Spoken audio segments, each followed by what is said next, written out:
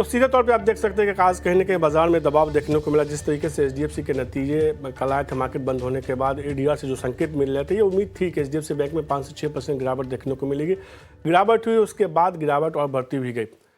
सबसे पहले bank Nifty ही दिखाई, क्योंकि आज सब बाजार का मूड जो है ना बैंक निफ्टी और एचडीएफसी बैंक ने बिगाड़ा। फटाफट उनको देख लेते हैं। 47,212 का हाई था, 46,271 का लो है। लो के आसपास ही बैंक निफ्टी ट्रेड कर रहा है। याद रखिए आज बैंक निफ्टी की वीकली एक्सपायरी है, और एक्सपायरी के दिन अगर इस तरीके की कोई खबर आती है तो कहीं ना कहीं दबाव बढ़ना कह सकते हैं कि लाजमी है। और कुछ अहम लेवल के नीचे जैसे ही खोला गिरावट बढ़ती हुई जा रही है। संभावना बेहद कम है कि यहाँ से शायद शॉर्ट कवरिंग देखने को मिले आज के दिन। निफ्टी देखिए वहाँ भी दबाव देखने को मिल रहा है, हालांकि बैंक निफ्टी के मुकाबले वहाँ दबाव थोड़ा कम है, क्योंकि एचडीएफसी बैंक में सबसे ज़्यादा गिरावट है। और निफ्टी बैंक में आप वेटेज देखेंगे ना तो सबसे ज़्यादा वेटेज जो एचडीएफसी बैंक का, उसकी वजह से हम देखें गिरावट बढ़ती हुई दिख रही है। अब आप इस गिरते हुए बाजार में दो पॉजिटिव चीज़ें मैं आपको बताता हूँ। सबसे पहले आप देखिए, एक पहला पॉजिटिव मिड कैप इंडेक्स, वहाँ बहुत ज़्यादा गिरावट देखने को नहीं मिल रही, 1% से भी कम की गिरावट देखने को मिल रही है। स्मॉल कैप इंडेक्स देखिए, वहाँ भी 1% से कम की गिरावट देखने को मिले, यानी कि ब्रॉडर मार्केट या कहें कि छोटे मजदूर शेयर में बहुत ज़्यादा गिरावट नहीं है, वो खुद को संभालने की कोशिश कर रहे हैं। और कुछ स्टॉक्स देखिए, उससे आपको ये लगेगा कि गिरावट बहुत ज़्यादा नहीं है। कुछ शेयरों को छोड़ दे तो बाकी शेयरों में कहीं ना कहीं खरीदारी का रुझान देखने को मिल रहा है। अब कुछ स्टॉक्स देखिए जिसमें कि आज के ट्रेड में अच्छी मजबूती देखने को मिली है। इन तमाम में से कई स्टॉक्स की मैंने कल चर्चा भी की थी। कोचिन शिपयार्ड का आज का शेयर देखिए, एक अच्छी मजबूती दिखा रहा है आज के ट्रेड में। इसके अलावा मिश्र धातु निगम, इस शेयर में भी देखिए आज अच्छी मजबूती देखने को मिली। शिपिंग स्टॉक्स में हम देख रहे हैं लगातार तेजी देखने को मिली। बाजार दिन के निचले स्तर पर, शेयर देखिए दिन के ऊपरी स्तर के आसपास ट्रेड कर रहा है। इसके अलावा मिश्र धातु निगम देखिए, वहाँ एक अच्छी मजबूती देखने को मिली। वापस से दिन के ऊपरी स्तर की तरफ शेयर बढ़ने की कोशिश कर रहा है। एमएसटीसी का शेयर देखिए, कल भी मैंने इस पर चर्चा की थी। कल भी एक शानदार रैली देखने को मिली थी एमएसटीसी में, और आज भी एक अच्छी मजबूती आज के ट्रेड में देखने को मिल रही है शेयर में दिन के ऊपरी स्तर के आसपास। अवंती फीड्स, आईसीआईसीआई लोम्बार्ड जैसे स्टॉक्स देखिए, यहाँ भी आज के ट्रेड में खरीदारी देखने को मिल रही है। मजबूती के साथ ये कारोबार कर रहे हैं। यूएफओ आईसीआईसीआई लोम्बार्ड, ये भी दिन के ऊपरी स्तर के आसपास है। अब देखिए यूएफओ मूवीज, यहाँ भी आज के ट्रेड में एक अच्छी मजबूती देखने को मिले। काफ़ी दिनों के बाद मेरे शो में रडार पे ये शेयर आया। इसके अलावा एक हेवी स्टॉक्स देखिए, बीएचईएल कैपिटल गुड्स की कंपनी जुड़ी शेयर, यहाँ अच्छी मजबूती देखने को मिली है। रेलवे स्टॉक जैसा कि मैंने कहा वहाँ मजबूती है। रेल विकास निगम देखिए एक अच्छी मजबूती के साथ कारोबार कर रहा है। जीनस पावर जैसे स्टॉक्स में देखिए आज के ट्रेड में मजबूती देखने को मिल रही है। अब 3 स्टॉक्स मैं आपको दिखाऊंगा जिसमें आज के ट्रेड में कमजोरी है, लेकिन क्या लगातार गिरावट के बाद यहाँ मौके बन रहे हैं। इसमें आप देखिए भारत बिजली, सुबह से शेयर कमजोर था। पिछले एक हफ्ते का चार्ट देखेंगे तो शेयर में करीब 5-6% की गिरावट है, लेकिन अभी सडन स्पाइक देखने को मिला। दूसरा शेयर देखिए सेंचुरी टेक्सटाइल, यहाँ भी हमने देखा बीते एक हफ्ते में गिरावट देखने को मिली। 7 दिनों में देखिए शेयर में करीब 7% गिरावट थी, लेकिन अभी सडन स्पाइक देखने को मिला। अब देखिए सेंचुरी टेक्सटाइल, इसमें भी लगातार गिरावट देखने को मिला, आज भी 2% कमजोर है। और एक शेयर और देखिए कैस्ट्रॉल इंडिया, यहाँ भी हमने लगातार गिरावट का ट्रेंड देखा था, लेकिन अब देखते हैं क्या यहाँ से रिवर्सल देखने को मिल सकता है, क्योंकि पहले ये बहुत ज़्यादा गिर चुके हैं। ऐसे में अब अगले 3 घंटे के लिए आपको क्या ट्रेड करना चाहिए? इंडेक्स पे ट्रेड करना चाहिए, स्टॉक्स पे ट्रेड करना चाहिए? बात करते हैं 3 घंटे के ट्रेड की।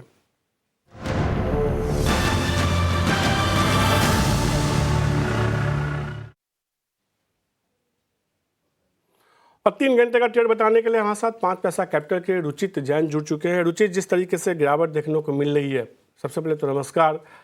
चिंता बड़ी है या एक मौका है? जी नमस्ते, वेरी गुड आफ्टरनून।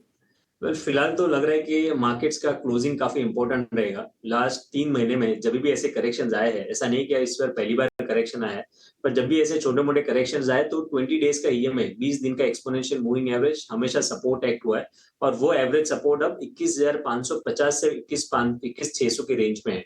तो हमें लग रहा है कि आज का जो करेक्टिव फेज था वो ओपनिंग के बाद में कहीं ना कहीं अब वो सपोर्ट के आसपास थम रहा है। तो इंट्राडे अगर नेक्स्ट 3 घंटे के लिए देखें तो बैंक निफ्टी में नहीं बट निफ्टी में एटलीस्ट एक पुल बैक मूव एक्सपेक्ट की जा सकती है यहाँ से 70 से 80 80 टू 100 पॉइंट्स के आसपास की। तो यहाँ पे फ्रेश शॉर्ट्स की सलाह नहीं है कि शॉर्ट पोर्शंस यहाँ पे मत बनाइए। 21,500 के लेवल अगर टूटते हैं तो ही मेरे ख्याल से नए शॉर्ट्स की ओपनिंग, नए शॉर्ट्स के लिए मौके वहां पे ढूंढना चाहिए। अदरवाइज जब तक 21,500 के लेवल्स इंटैक्ट है तब तक एक पुल बैक ट्रेड यहाँ पे कर सकते हैं। से तो मैं निफ्टी और बैंक निफ्टी पर फटाफट जो है अब स्टॉक्स बताइए, यहाँ से कोई स्टॉक्स आपको खरीदने के लिए, बेचने के लिए पसंद आ रहा है? तो स्टॉक स्पेसिफिक मैं थोड़ा सा डिफेंसिव स्पेस में जाना चाहूंगा, और यहाँ पे हम देखेंगे कि जो स्टॉक्स आज के फॉलिंग मार्केट में नहीं गिर रहे ऐसे ही स्टॉक्स के ऊपर ध्यान रखना चाहिए कि जहां पे नो स्ट्रेंथ नजर आ रही है। लुपिन मेरे ख्याल से एज ए डिफेंसिव यहाँ से एक अपमूव रह सकता है, क्योंकि लुपिन में यहाँ पे नो 20 EMA सपोर्ट अब तक इंटैक्ट है, फॉलिंग मार्केट का ज्यादा इंपैक्ट वहां पे नहीं है, तो 1350 के स्टॉप लॉस है, यहाँ पे बाय करे 1470 के अराउंड के पुल बैक मूव में टारगेट्स के लिए। और बीपीसीएल एक ये भी एक ऐसा स्टॉक है जहां पे काफी अच्छी स्ट्रेंथ हम देख रहे हैं। इनफैक्ट कल के ट्रेडिंग सेशन में एक अच्छे कंसोलिडेशन या ट्रायंगल का ब्रेकआउट ये स्टॉक ने अच्छे वॉल्यूम्स के साथ में किया है, तो बीपीसीएल में खरीदारी कर सकते हैं 460 के नीचे स्टॉप लॉस के साथ 500 के अराउंड के टारगेट्स के लिए। मजबूती देखने को मिल सकती है। 500 रुपये के लक्ष्य के साथ खरीदारी कीजिए। 460 रुपये का आपको इसमें स्टॉपस लगाना होगा। लुपिन भी एक शेयर है, बतौर डिफेंसिव स्टॉक्स पसंद आ रहा है। रुचित को हमको लगता है मजबूती देखने को मिल सकती है। 1470 का टारगेट होगा, 1350 रुपये का स्टॉपस लगाना होगा। और फटाफट रुचित कुछ शेयरों को देखिए और फटाफट अंदाज में बताइए कि वो शेयर्स काफ़ी है मेरे पास जिस पर मैं चर्चा करना चाहता हूँ। इसमें कोचिन शिपयार्ड देखिए, एक अच्छी मजबूती के साथ आज के ट्रेड में कारोबार कर रहा है, दिन के ऊपरी स्तर के आसपास ट्रेड कर रहा है। कोचिन शिपयार्ड को लेकर क्या राय होगी आपको? तो यहाँ पे काफी स्ट्रॉन्ग ट्रेंड है नो। इनफैक्ट जो higher top higher bottom structure था वो स्टॉक ने कंटिन्यू किया आज के ट्रेडिंग सेशन में। ऐसे मार्केट्स में भी देखेंगे तो जो प्राइस अपमूव है वो काफी अच्छे वॉल्यूम्स के साथ में सपोर्टिव है, तो पोजीशंस है तो मेरे को लगता है ये पोजीशंस को राइड करनी चाहिए। 950 से 960 तक के शॉर्ट टर्म टारगेट से स्टॉक में एक्सपेक्ट कर सकते हैं। से लेकर 960 तक का लक्ष्य देखने को मिल सकता है। आप शेयर को होल्ड करके चल सकते हैं। अब अगला शेयर देखिए, मिश्र धातु निगम। यहाँ भी आज के ट्रेड में एक अच्छी मजबूती देखने को मिली है। जिस तरीके से 350 के लेवल से तेजी की शुरुआत हुई, ये शेयर लगातार वन वे रैली दिखा रहा है। हालांकि अपने हाई 475 से नीचे है, 435 के आसपास अभी मिश्र धातु ट्रेड कर रहा है। इस रैली में जब इस गिरते हुए बाजार में वॉल्यूम के साथ मजबूती देखने को मिली है, क्या मजबूती और दिखा सकता है? क्वाइट पॉसिबल है, क्योंकि नो स्टॉक में पिछले कुछ समय से पूरा एक साइडवेज रेंज बना हुआ था जिसमें 435 430 एक हर्डल था और वो आज ये स्टॉक ने क्रॉस किया है। तो क्लोजिंग ऑफ कोर्स इंपॉर्टेंट रहेगा। तो अगर आज क्लोजिंग बेसिस तक अगर ऐसी मजबूती ये इंटैक्ट रखते और 435 के ऊपर के क्लोजिंग आ जाए तो आई थिंक ये स्ट्रेंथ और आगे फिर आने वाले समय में बढ़ सकती है। तो ये आ रहा है आते हुए सीधे तौर पे कि और यहाँ से मजबूती देखने को मिल सकती है। एक शेयर देखिए और MSTC, कल भी मैंने शेयर पर चर्चा की थी, कल भी एक अच्छी मजबूती देखने को मिली। आज भी देखिए शेयर में एक मजबूत उछाल देखने को मिला। इस बाजार में भी 7% की मजबूती के साथ कारोबार कर रहा है। बीते 5-6 सत्रों से लगातार मजबूती देखने को मिली। 700 से तेजी की शुरुआत हुई, अब तो 1000 के करीब पहुंच गया है। क्या आपको लगता है 1000 के ऊपर जाता हुआ दिखेगा शेयर यहाँ से? बिल्कुल जा सकता है। हमने नो एक स्ट्रेंथ जो पीएसयू स्पेस में हम देख रहे हैं वो अभी भी कंटिन्यूड है और ये क्लियर इंडिकेशन है कि इररिस्पेक्टिव ऑफ जो मार्केट्स के छोटे मोटे करेक्टिव फेजेस रह गए उसमें भी पीएसयू स्टॉक्स में बाइंग इंटरेस्ट काफी स्ट्रॉन्ग है। तो यहाँ पे वॉल्यूम्स भी पिछले कुछ दिनों से अच्छे हो रहे हैं। सो अगर पोजिशन है तो ये ट्रेंड को राइड करना चाहिए। आई डोंट थिंक एक रेजिस्टेंस फाइंड करने की कोशिश करनी चाहिए, क्योंकि हमने पहले भी देखा है काफी सारे पीएसयू नेम्स में जो तेजी है वो काफी लंबी तेजी कंटिन्यू हुई है। तो बेहतर है कि सपोर्ट्स फाइंड करें, सपोर्ट के नीचे ट्रेलिंग स्टॉप लॉस मेथड रखें और ये ऐसे ट्रेंड को राइड करते रहे। 870 के आसपास फिलहाल strong support base short term के स्टॉक्स में बने हुए हैं, तो कोई भी पोजीशन है तो 870 के स्टॉप लॉस रखें और नो होल्ड करें और जैसे स्टॉक के भाव और ऊपर जाते हैं तो वो स्टॉप लॉस फिर हायर लेवल्स पे बढ़ाते रहे। तो सेहतों पर MSTC पे एक शेयर और देखिए, UFO मूवीज़। इस शेयर में हमने देखा कि बीते कुछ दिनों में जब बाजार में तेजी थी, इस शेयर में गिरावट देखने को मिली। पिछले 4 सत्रों से आज अब बाजार में गिरावट है, इस शेयर में अच्छी मजबूती देखने को मिल रही है। वॉल्यूम से बहुत सपोर्ट नहीं है पर मजबूती देखने को मिली है। क्या राय होगी यहाँ से वापस से, जो जहाँ से गिरा था 145 से गिर के नीचे आया था, वापस 145 दिख रहा है कि आपको किसी को शॉर्ट टर्म में ट्रेड करना बनता है क्या ट्रेड इसमें? ये ट्रेड करना है तो कर सकते हैं। यहाँ पे 125 का सपोर्ट है जहाँ पे 20 डेज EMA स्टॉक में सपोर्ट वो इंटैक्ट है अब तक, तो 125 के ऊपर है तब तक स्टॉक का ट्रेंड पॉजिटिव है। तो 125 के नीचे के स्टॉप लॉस के स्टॉक में खरीदारी कर सकते हैं 150 से 155 के टारगेट्स के लिए। ये रहा। तो एक जल्दी से एक शेयर और बताइए, फिर एक बड़े स्टॉक्स के बारे में चर्चा करेंगे। सामान्य तौर पर मिड कैप स्टॉक्स में हम नहीं चर्चा करते हैं, पर आज करेंगे उस शेयर के बारे में। आप ये शेयर देखिए, भारत बिजली। बीते 3 सत्रों से गिरावट, थोड़ी देर पहले शेयर में हमने देखा पुलबैक रैली देखने को मिली। क्या ये रिवर्सल हो रहा है क्या? मैं अभी भी और थोड़ा बाय ऑन डिप्स की स्ट्रेटेजी रखने की सलाह दूंगा स्टॉक में। 4200 के आसपास काफी स्ट्रॉन्ग सपोर्ट ये स्टॉक को है और नो रिजल्ट्स के दिन को छोड़ दे तो उसके बाद जो करेक्शन आया उसमें कुछ फॉलो बड़े वॉल्यूम्स के साथ में सेलिंग नहीं है।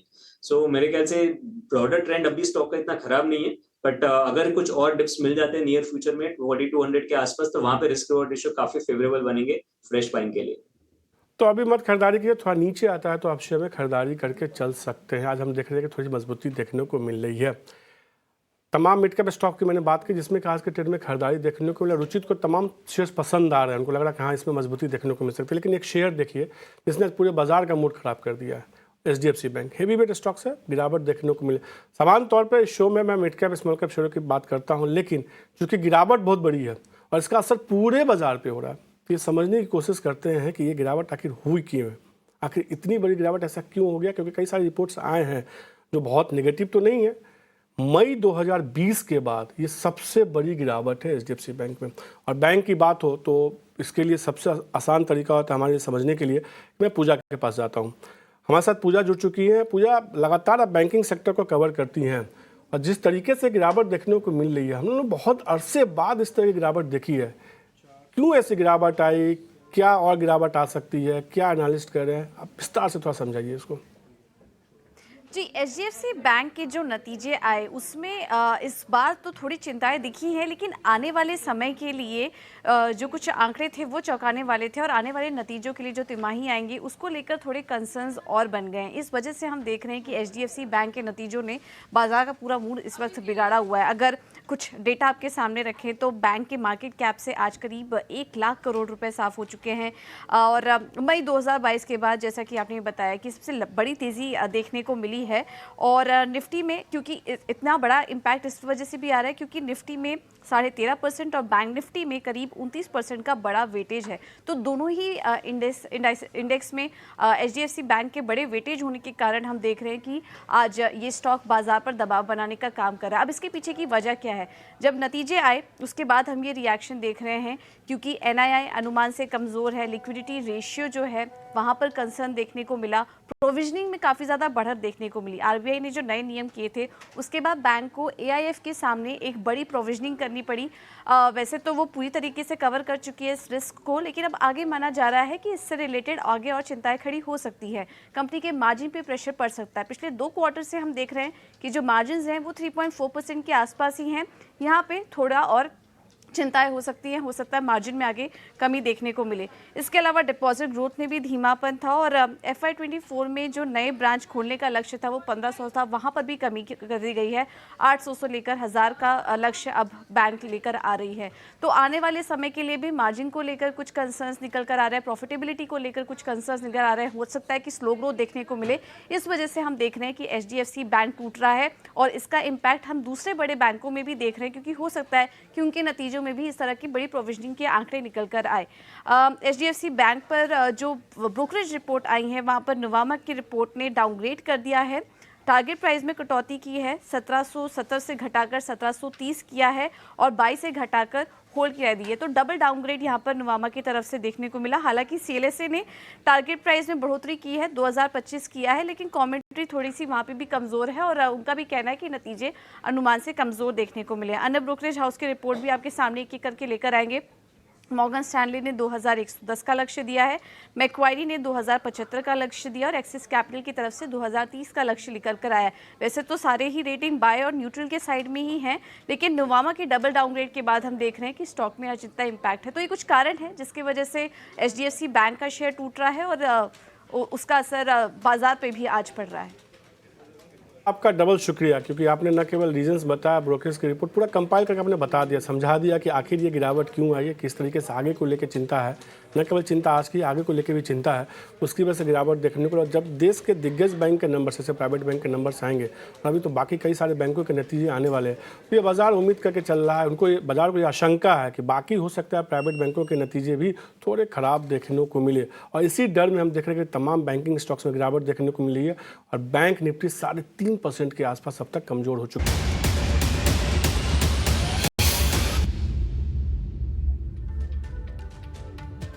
और बिना देरी किए फटाफट ऑप्शन के चैंपियन को जानते हैं। हमारे साथ जेएम फाइनेंशियल की सोनी पटनायक जुड़ चुकी है। सोनी नमस्कार, क्या ट्रेड होगा ऑप्शन के तौर पे? जी, good afternoon Manish ji. And यहाँ पे जो ऑप्शंस के चैंपियन में रेकमेंड करना चाहती हूँ वो एक बुल कॉल स्प्रेड है LNT में। सो LNT में अगर हम टेक्निकली देखेंगे तो एक अच्छा लेवल ऑफ 3500 का सपोर्ट पकड़ के आज 3600 को टेस्ट किया है। अभी मार्केट में थोड़ा चॉपीनेस होने के लिए तो वो 3570 3560 के रेंज में आ गया है, तो काफी अच्छा है। इसी लेवल पे आप इसको एग्जीक्यूट कर सकते हैं bull call spread. 3600 call option आप खरीद सकते हैं। 57 से एक बाइंग रेंज था, अभी अगर आपको 46-47 पे आ रहा है तो आप इस लेवल पे भी कर सकते हैं। एंड ऊपर का जो आपको हेज करने की पोजीशन है वो है 3660 कॉल ऑप्शन सेल करना है। तो अभी अगर आप कर रहे हैं अराउंड 28-27 पे, अगर आप उसको सेल करें ऑन राइज, अगर 35 के आसपास भी नजर आते हैं तो उसमें भी एक और सेल कर सकते हैं। तो 3600 call option by, 3660 call option sell, ये रहा बुल कॉल स्प्रेड। इसका जो मैक्सिमम आउटफ्लो है वो 20 से 22 रुपए के रेंज में आपको आ रहा है, यानी कि आप इसमें 10 रुपए का एक स्टॉप लॉस प्लेस कर सकते हैं एज अ कंबाइंड प्रीमियम। और यहाँ पे आपका जो टारगेट रहेगा वो स्ट्रैटेजी के अनुसार मैक्सिमम रिवॉर्ड यहाँ पे 8000 का आ रहा है। छोटा लॉट साइज है 300 का, तो काफी अच्छा रिस्क रिवॉर्ड रेशियो फेवरेबल है, आप इसको होल्ड कर सकते हैं। ऑल्टरनेटिवली आप इसमें अगर 3500 के नीचे भी जाता है तो आप इसमें एग्जिट कर सकते हैं स्ट्रैटेजी से, तो वो भी एज स्टॉप लॉस मेजर आप ले सकते हैं। सो इसलिए सबसे बेस्ट प्ले यहाँ पे बुल कॉल स्प्रेड एलएनटी में। संभल के ट्रेड करना ही सबसे अच्छी बात है। सोनी, एक शानदार ऑप्शन का ट्रेड बताने के लिए शुक्रिया आपका। एलएनटी के 3600 कॉल खरीदी है 57 रुपये के आसपास, ये बुल कॉल स्प्रेड उन्होंने बताया। कॉल एलएनटी का जो है 36,700 की कॉल आपको बेचनी है 35 रुपये के आसपास का। जो भी आप ट्रेड करते हैं इसमें थोड़ा संभल के ट्रेड कीजिए, और ऑप्शन में के ट्रेड में स्टॉप लॉस, टारगेट, इस सबको थोड़ा आपको ध्यान से फॉलो करने की ज़रूरत है। तो ये ऑप्शन के चैंपियन की बात हुई। अब बात करते हैं निवेश की, मिड कैप के महारथी की।